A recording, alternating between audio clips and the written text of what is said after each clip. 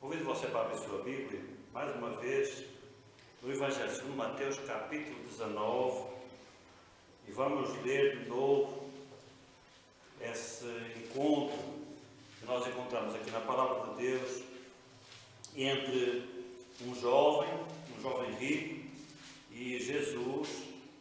Um encontro que nós meditámos nele já pela primeira vez há 2 semanas. Este encontro tem essa particularidade de ser um encontro que não termina bem. Ao contrário da maior parte dos encontros que Jesus teve, com exceção dos escribas, dos fariseus, os religiosos, até a seita dos saduceus, que Jesus também repeliu. Mas, no geral, as pessoas iam ter com Jesus e elas eram bem recebidas, elas saíram dele bem abençoadas. E esse rapaz acaba sendo uma exceção. Ele sai de Jesus triste, não é abençoado no encontro com Jesus. É muito frustrante a gente ver esse encontro, porque o desfecho dele não é legal. Então é importante também para nós entendermos o porquê do encontro do jovem rico com Jesus não ter sido bem sucedido, não ter dado certo.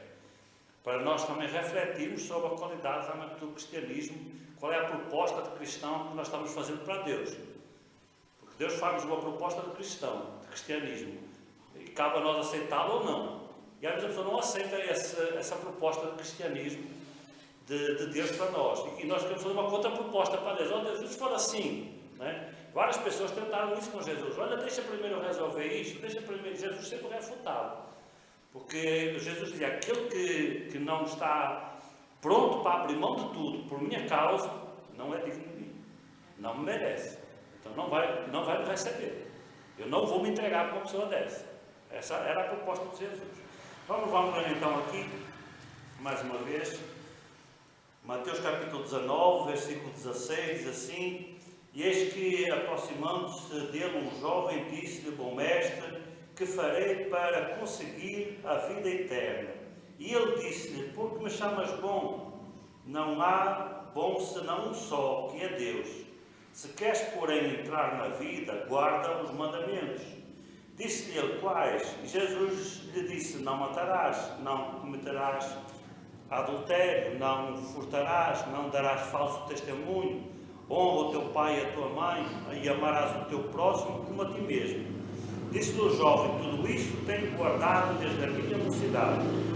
Que me falta ainda? Disse-lhe Jesus, se queres ser perfeito, vai, vende tudo quanto tem e dá aos pobres, e terás um tesouro no céu, e vem e segue. E o jovem, ouvindo esta palavra, retirou-se triste, porque possuía muitas propriedades.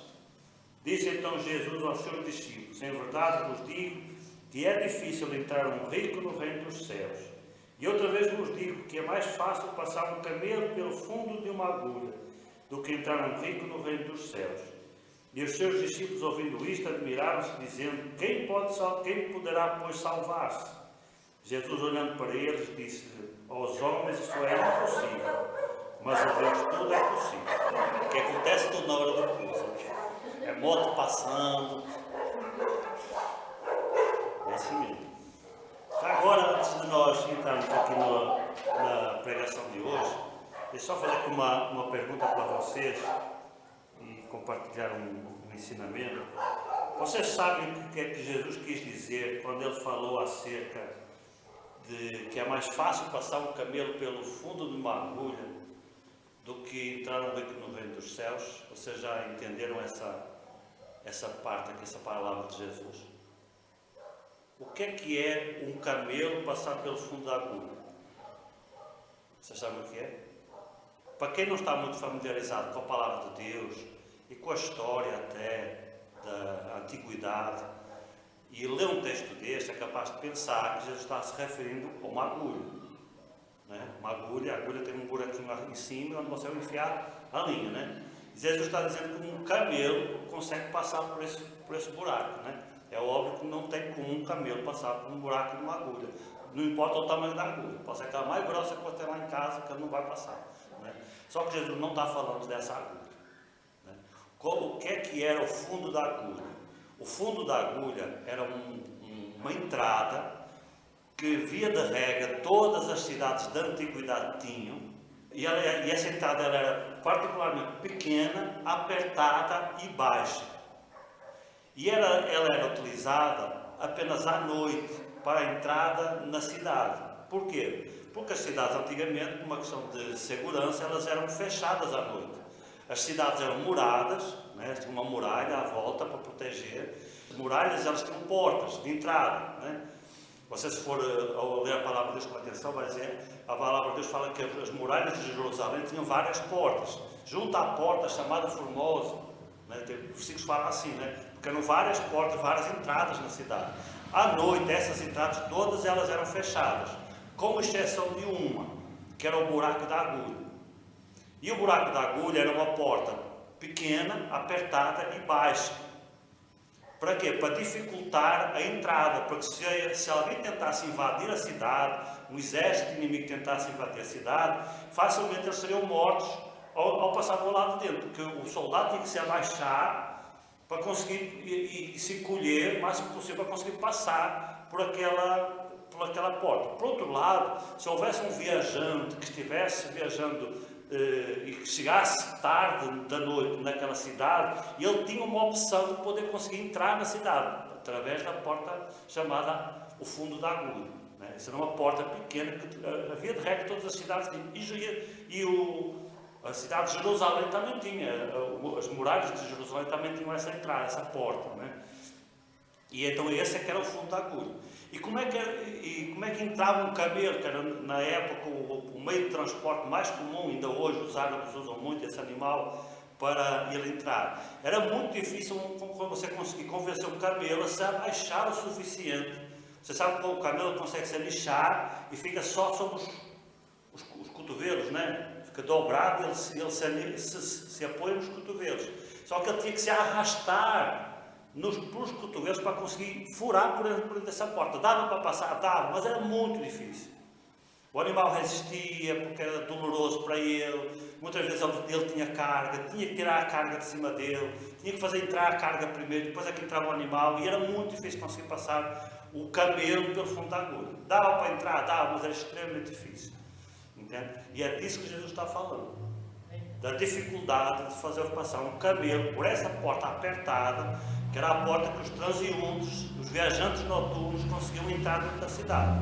E essa porta, naturalmente, ela era vigiada, ela era guardada por soldados da parte de dentro, de maneira que se um intruso hostil tentasse entrar, invadir a cidade, ele seria morto, com facilidade, porque a entrada era muito dificultada. Né? Então é disso que Jesus está falando. Ele não está falando daquela agulha que você tem lá em casa, não. É só um esclarecimento para nos ajudar a entender um pouco melhor a palavra de Deus. Ainda assim, é mais fácil passar o camelo por aquela portinha do que um rico entrar no reino dos céus. Né? Porquê? Porque o rico muitas vezes coloca as suas riquezas acima de Deus. Né? E no fundo é o que acontece aqui com esse jovem. Amém? Então temos aqui a história do jovem rico. E eu hoje quero compartilhar convosco 4 pensamentos, 4 ideias que nós encontramos aqui e que eu vou chamar de 4 acertos do jovem rico. Nós já dissemos que este texto tem umas dificuldades para nós conseguirmos entender ele. Principalmente porque é que Jesus o tratou da forma como ele tratou. A abordagem que Jesus faz, a forma como Jesus recebe este homem, é muito diferente de tudo o que ele fez ao longo de todo o seu ministério. E nós vamos ver até mais para baixo um exemplo, uma comparação com uma pergunta que é feita em João capítulo 6, que é uma pergunta que é feita para Jesus, que é muito parecida com a pergunta do jovem rico, muito parecida. E a resposta de Jesus foi totalmente diferente. E a pergunta é, por que Jesus respondeu dessa maneira para esse jovem? E o texto tem as suas dificuldades justamente por causa de que nem tudo estava errado também na vida daquele rapaz, não. Havia coisas certas na vida dele. E eu hoje quero compartilhar com você 4 ideias, 4 princípios que estavam certos na vida deste rapaz, amém? E que torna a coisa mais complicada.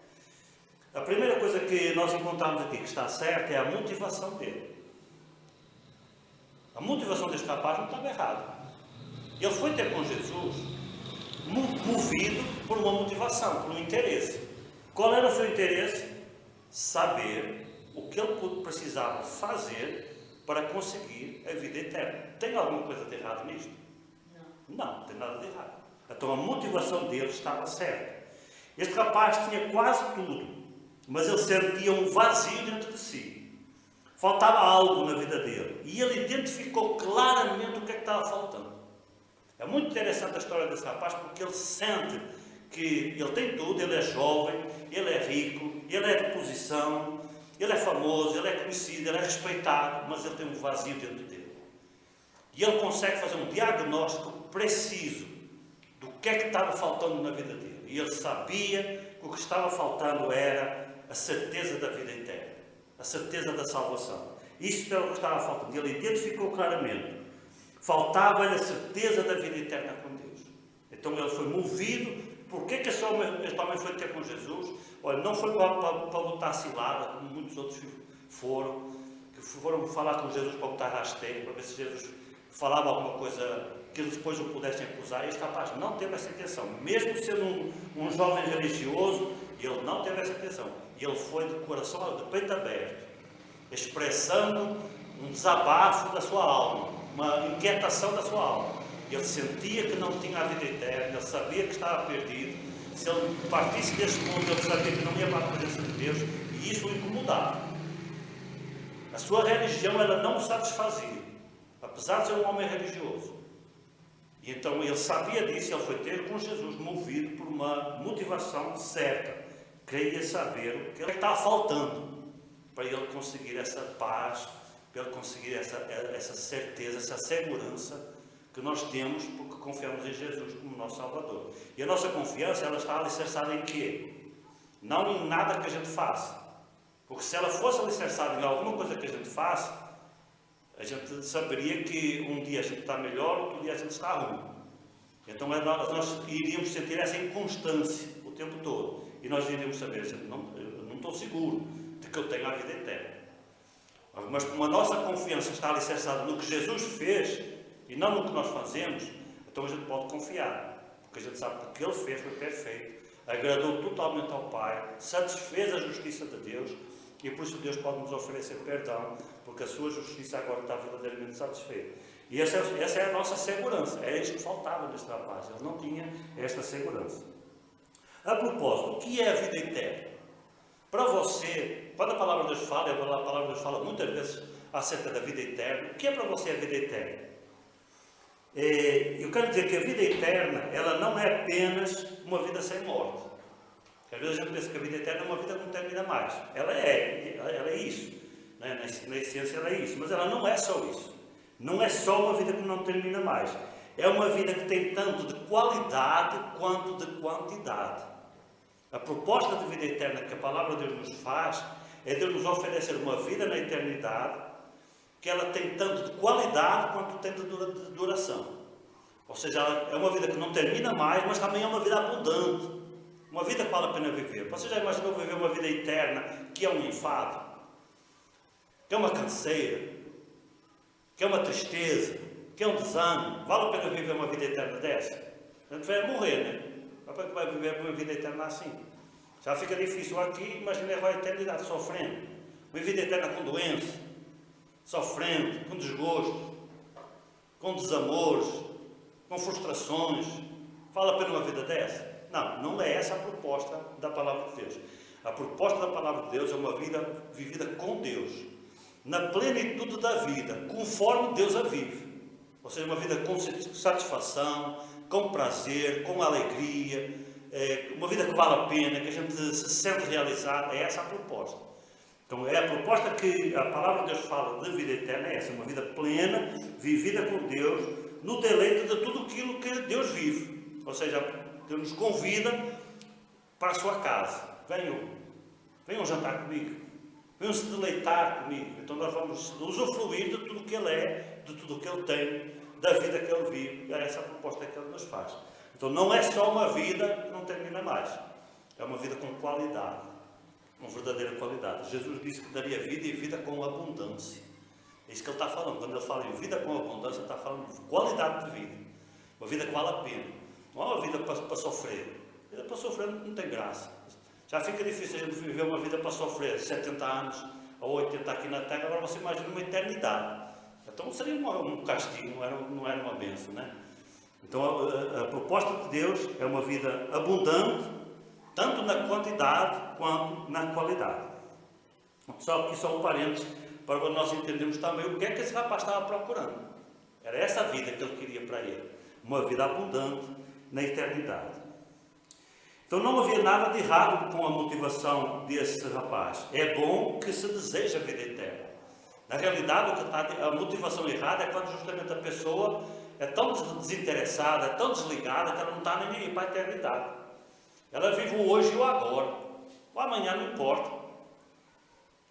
Essa motivação é que está errada. A gente precisa se preocupar com o futuro, em particular com o futuro eterno.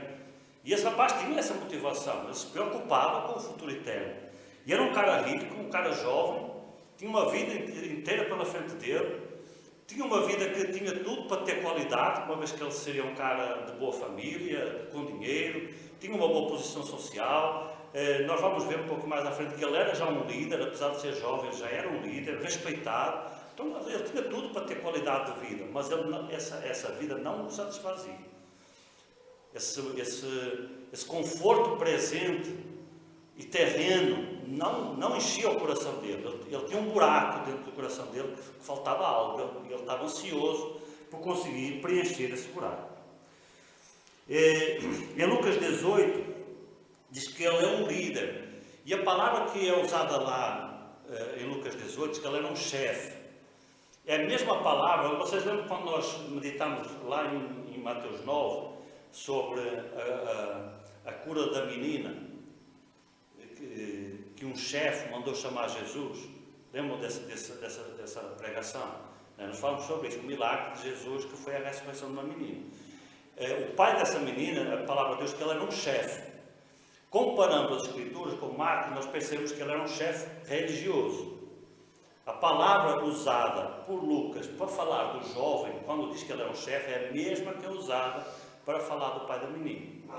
Isso não nos permite dizer com toda a segurança que ele seria um líder religioso, mas é um bom indicador. Uma vez que a palavra do original é a mesma que é usada para falar de um líder religioso em Mateus 9, então é de acreditar que esse jovem também fosse um líder religioso, numa sinagoga, talvez, onde ele servisse, já, apesar de ser jovem, já estava lá na frente, dando as caras, ajudando no serviço. Então era um jovem e era um líder, e provavelmente um líder religioso. Um cara proeminente, influente.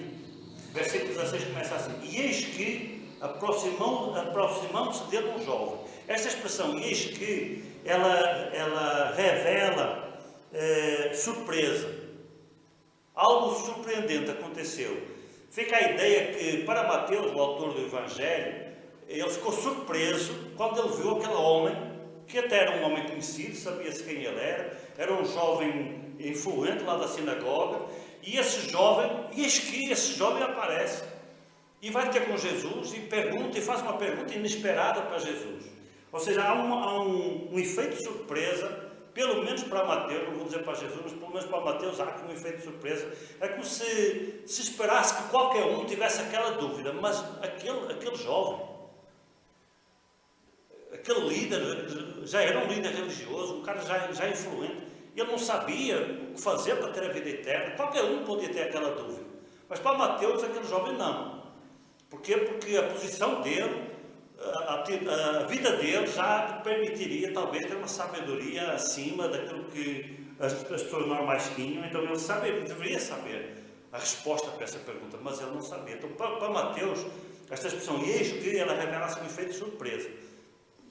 Não era de esperar que aquele rapaz estivesse ali naquele local, naquela hora. Foi algo assim, totalmente inesperado para Mateus. Ele não só ir ter com Jesus, mas também ir ter com Jesus com aquela pergunta. Porque sendo ele um líder religioso, era para ele saber, mas ele não sabia. Apesar de tudo, este jovem ele nos aparece aqui como um homem perturbado. Toda a riqueza e posição dele não lhe davam a segurança e a paz que ele precisava. Apesar de tudo que ele era, tudo que ele já tinha conquistado, apesar de ser ainda jovem, essas conquistas não foram suficientes para consolar totalmente o seu coração. Ele continuava ansioso, inquieto, perturbado em relação a essa dúvida que ele tinha na vida dele, que era, ele sabia que não tinha a vida eterna e também não sabia como alcançar, o que é que faltava.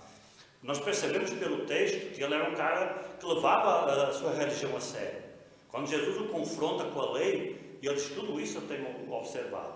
É claro que a gente percebe que há um exagero nessa afirmativa dele, porque ninguém consegue observar tudo isso. Ele fala de um jeito, parece que ele nunca falhava.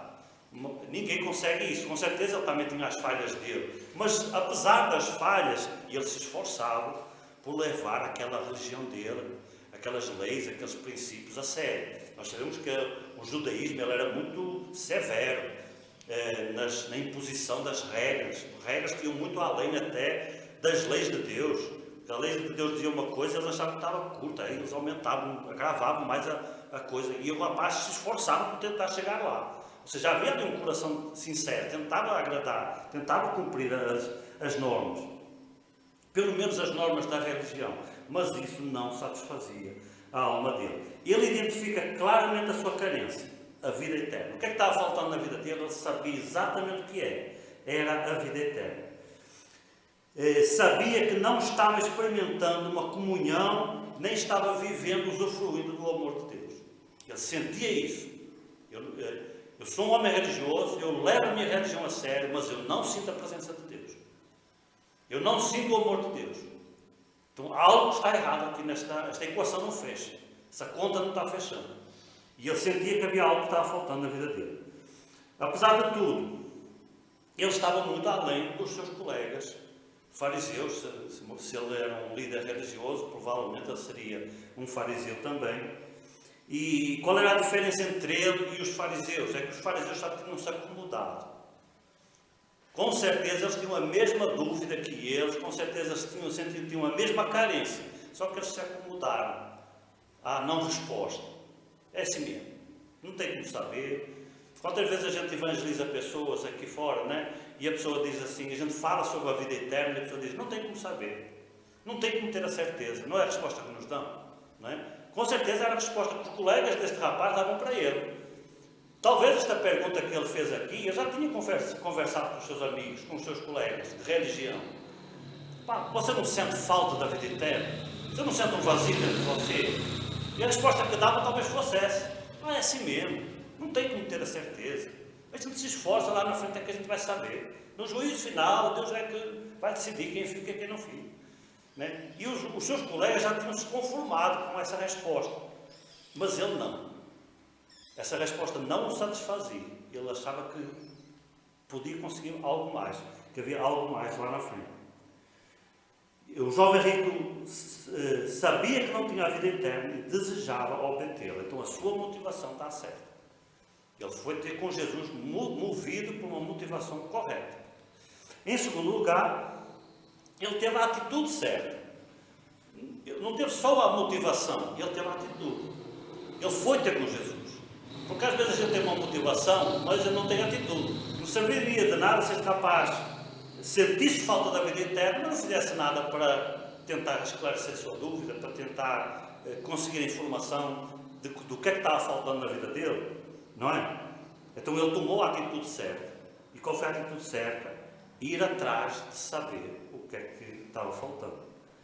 Como nós já dissemos, este era um rapaz perturbado com a sua falta de paz e segurança em relação à sua consciência. A consciência de não ter a vida eterna. E, porém, isso não o acomodou. Ele não se acomodou com essa dúvida, ao contrário dos seus colegas. E ele decidiu tomar uma atitude. Ir atrás de entender o que precisava fazer para conseguir o que é que estava faltando. Estava faltando algo na vida dele, e ele disse: eu vou atrás. Eu vou atrás de saber. Como já dissemos, com certeza isto aqui não foi a primeira vez que ele se expressou dessa maneira. Com certeza, antes disto, ele já tinha falado lá na sua sinagoga. Talvez tivesse falado com o seu líder, conversado com ele, conversado com os seus colegas da mesma idade. E as respostas que ele estava obtendo não estavam satisfazendo ele. Mas isso não o convenceu, não o acomodou. Ele disse: não, eu vou atrás, eu tenho que conseguir uma resposta. Então ele tomou a atitude. A pergunta que ele faz para Jesus, ela expressa, a forma como ela é feita, ela mostra urgência. Você nota, versículo 16: Temos primeiro aquela expressão, e eis que, né? É uma expressão de Mateus, que expressa a sua surpresa com aquele rapaz estar ali, fazer aquela pergunta. E depois nós lemos, aproximando-se dele, de Jesus, um jovem, disse: bom mestre, que farei para conseguir a vida eterna? Você nota que não tem rodeios. Ele não chegou lá e disse: a paz do Senhor, como é que o senhor está? Está tudo bem? Está precisando de alguma coisa? Sabe aquela rodeio que a gente dá introdutória antes de começar uma conversa? Ele não teve rodeios. Ele foi direto ao ponto. Era assim, sabe aquela pergunta que está na cabeça da gente latejando? Que quando você abre a boca, a primeira coisa que sai é ela. Né? Era desse jeito que esse rapaz estava. Isto mostra-nos o quê? A urgência. Ele tinha uma necessidade urgente de saber o que é que precisava fazer para conseguir a vida eterna. Sem rodeios, ele foi direto ao ponto. Ele chegou junto de Jesus e foi direto ao ponto. Marcos diz ainda que ele correu atrás de Jesus. O texto diz que quando este encontro se dá numa caminhada, Jesus estava num determinado local e saiu e foi caminhando com aquela turma que costumava acompanhar, não só os 12 apóstolos, mas uma galera, até de curiosos, uma pequena multidão que sempre acompanhava Jesus. E então o texto de Marcos diz que ele correu para acompanhar aquela comitiva ali que estava seguindo Jesus.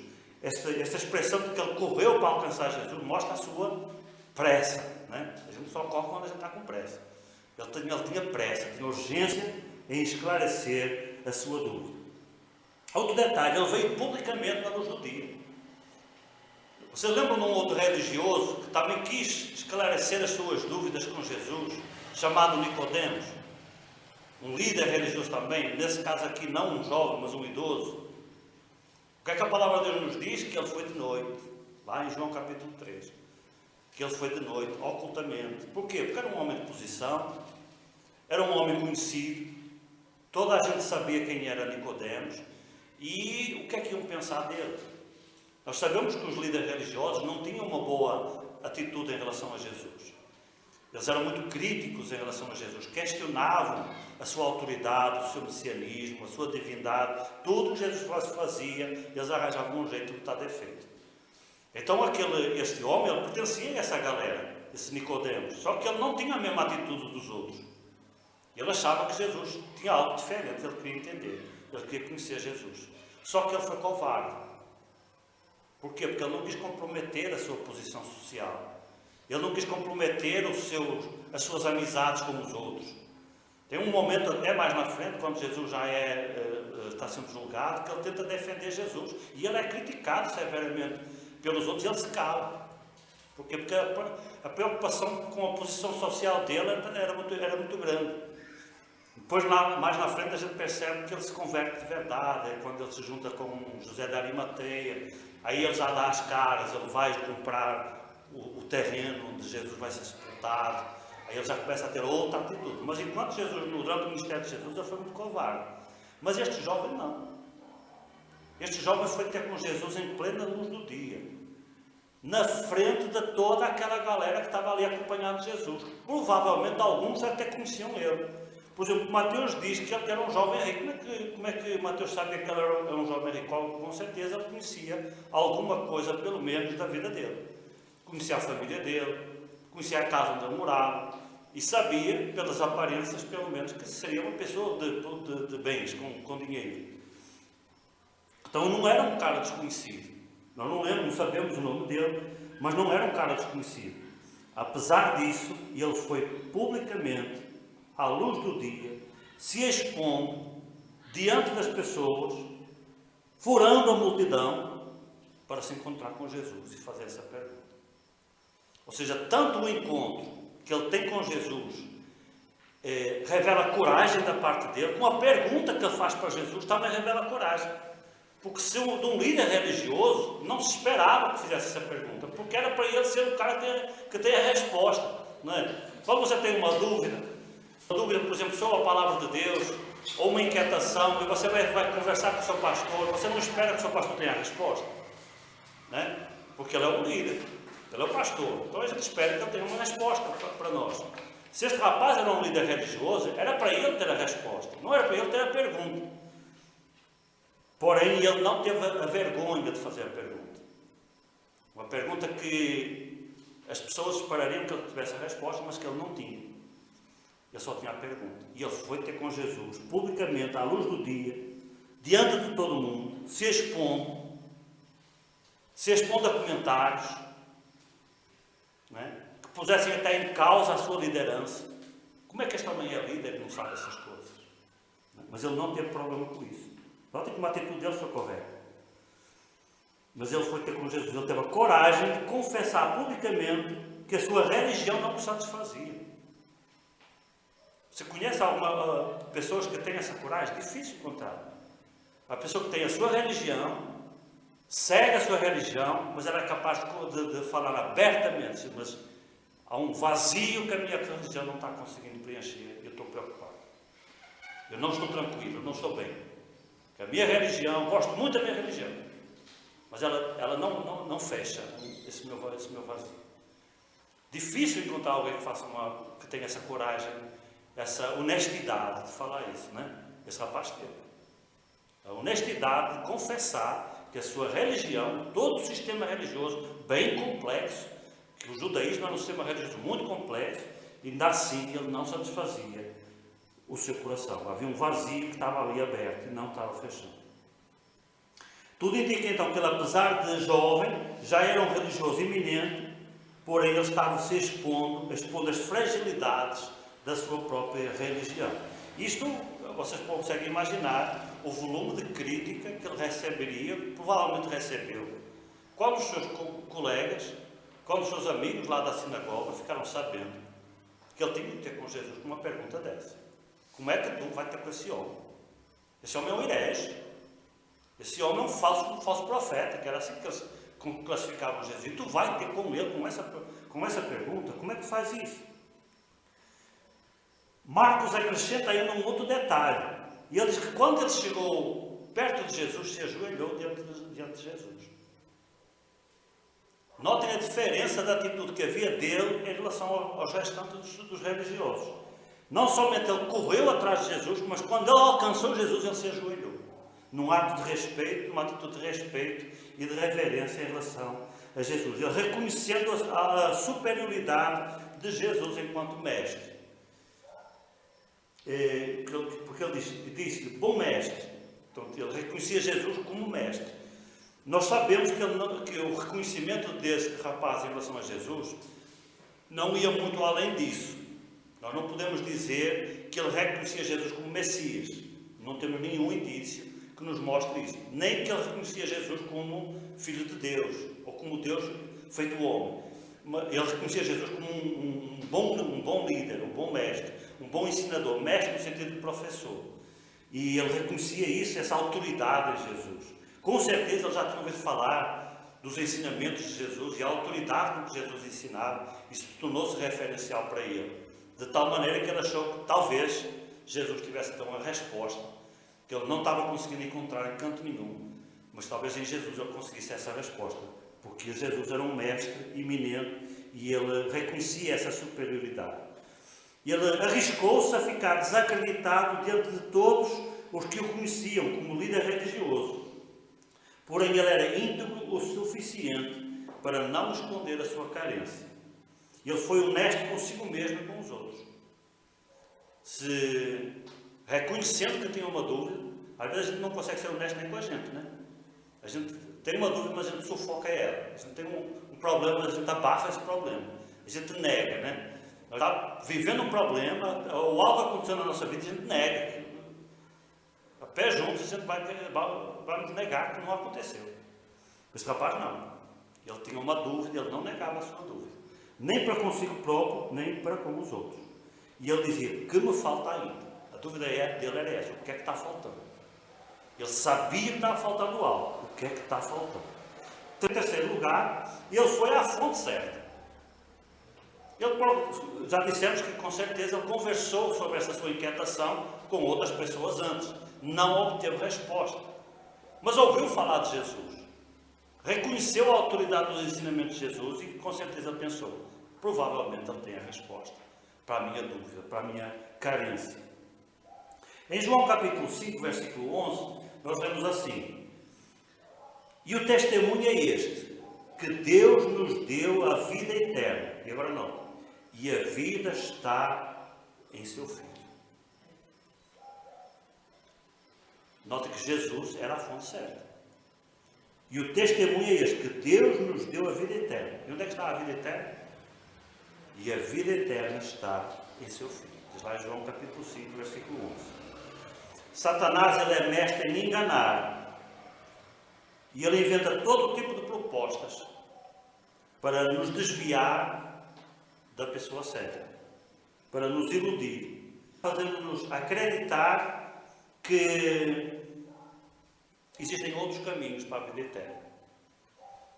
É por isso que as religiões se multiplicam todos os dias, porque sempre tem uma nova proposta de um outro caminho para você alcançar a vida eterna. Desde que não vá por Jesus, qualquer um serve. Essa é a proposta de Satanás. Só não passe por Jesus. Deixe que Jesus quer. Agora, qualquer outro caminho dá certo. Pode trilhar os atalhos, que todos eles levam para a vida eterna. Então, a religião daquele rapaz era uma proposta suficientemente sedutora para muitos dos seus colegas, porém não era para ele. A religião dele era um caminho, era um atalho. Pela religião.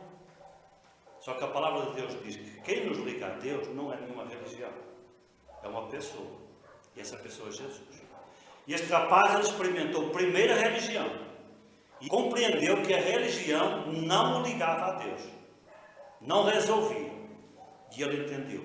Talvez uma pessoa seja a ligação. E ele encontrou a pessoa certa. Nós não entendemos que ele reconhecesse Jesus como Messias, mas reconhecia pelo menos como uma autoridade no ensinamento das Escrituras Sagradas.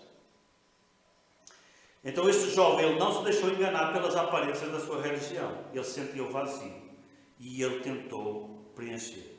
Ouviu falar de Jesus e foi ao seu encontro. Jesus não é apenas a fonte da vida, ele é a própria vida. Ele é a própria vida eterna. E ele chamou Jesus de mestre ou professor. Em Marcos e Lucas diz que ele chamou de bom mestre. A nossa versão aqui, esta minha versão, ela também diz bom mestre, mas tem algumas versões que não diz. Não sei como é que diz a sua aí. Algumas versões dizem assim: mestre, que farei eu de bom para alcançar a vida eterna? Não sei se é assim que diz a vossa versão, mas esse é o sentido mais correto de Mateus. A minha diz assim: bom mestre, que farei para herdar a vida eterna? Mas não é a tradução melhor para o que Mateus diz. Mas Marcos e Lucas falam exatamente assim. Então esta expressão bom mestre, a palavra bom lá no original, é uma palavra que se refere a alguém que é bom na sua essência. Ele não estava dizendo assim, tu és um bom professor. Bom no sentido de qualificar a qualidade do seu serviço, da sua atividade. Não era esse tipo de bondade que o rapaz estava se referindo. A palavra usada no original refere-se a alguém que é bom na sua natureza, que é uma pessoa boa, entende? Não é só que ele é bom na sua profissão, que ele é competente. Não é isso que ele estava dizendo. Ele estava dizendo que Jesus era uma pessoa boa. Por isso é que Jesus o questiona: tu me chamas bom? Não há um bom só que é Deus? Então, eles estão falando da bondade em essência, da bondade na natureza. Então, ele reconhece que Jesus não era só um bom mestre, um bom professor, um bom ensinador. Não, ele era bom na sua essência. Ele era mais do que um bom mestre. Ele via Jesus como uma pessoa boa na sua essência e um mestre capacitado para o ajudar a encontrar as respostas às suas dúvidas e às suas inquietações. Mesmo não reconhecendo Jesus como Messias encarnado, ele foi à pessoa certa. Apesar de ele não reconhecer Jesus como sendo o Messias e Deus encarnado, ele foi à pessoa certa. Ele foi lá, ele foi à fundo. Em Atos capítulo 4, versículo 12, nós lemos assim: em nenhum outro há salvação, porque também debaixo do céu nenhum outro nome há dado entre os homens, pelo qual devamos ser salvos. Então ele foi à pessoa certa. Então, a terceira coisa que este rapaz acertou. Ele acertou na sua motivação, ele acertou na sua atitude E ele acertou na pessoa que ele foi fazer a pergunta. E em quarto lugar, por último, para terminarmos, e ele fez a pergunta certa. Ele ainda fez a pergunta certa. A pergunta que precisava ser feita, e ele fez essa pergunta.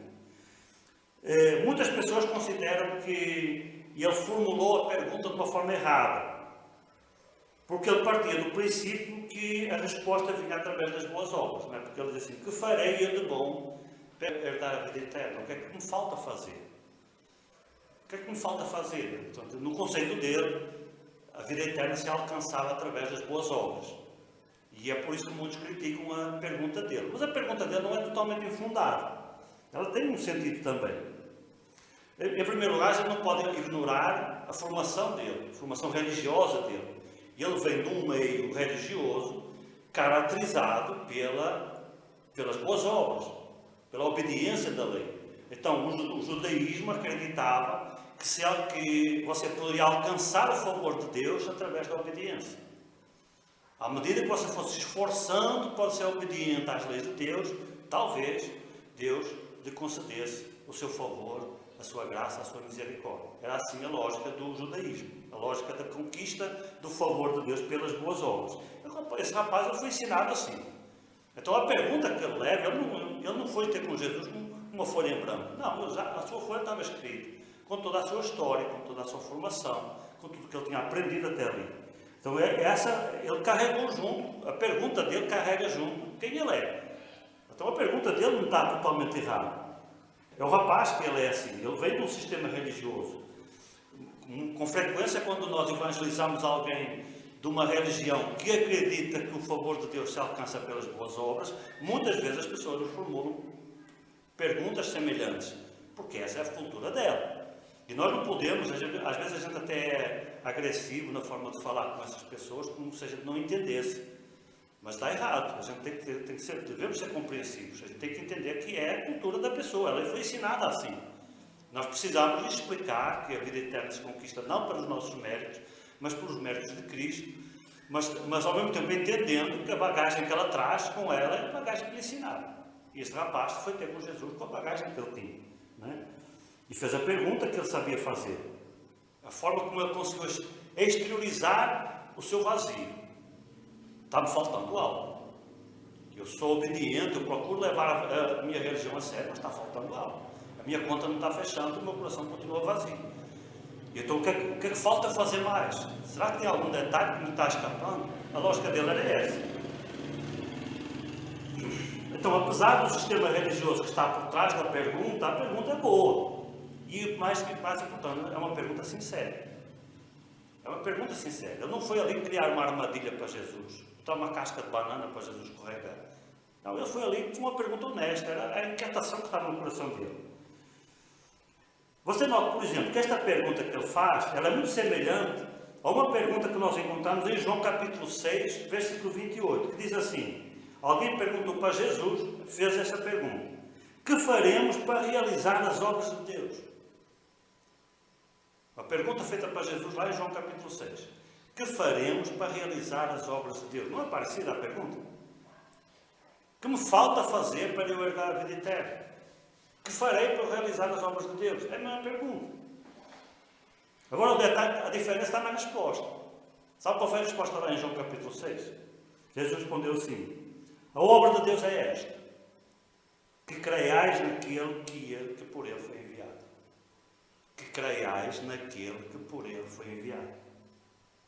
Então, afinal, a pergunta do rapaz não estava tão desajustada. Não é? Alguém fez uma pergunta semelhante e Jesus respondeu com o evangelho que nós conhecemos de Jesus. Que era o evangelho que dizia à pessoa que não era pelas boas obras, mas era pela fé nele. E essa é a resposta que Jesus dá lá em João capítulo 6. Que não deu a esse rapaz. E afinal de tudo, existe algo que a gente precisa fazer. Não é? Se você fizer essa pergunta, que farei para herdar a vida eterna? Existe uma resposta que diz que você precisa fazer uma coisa. O que é crer?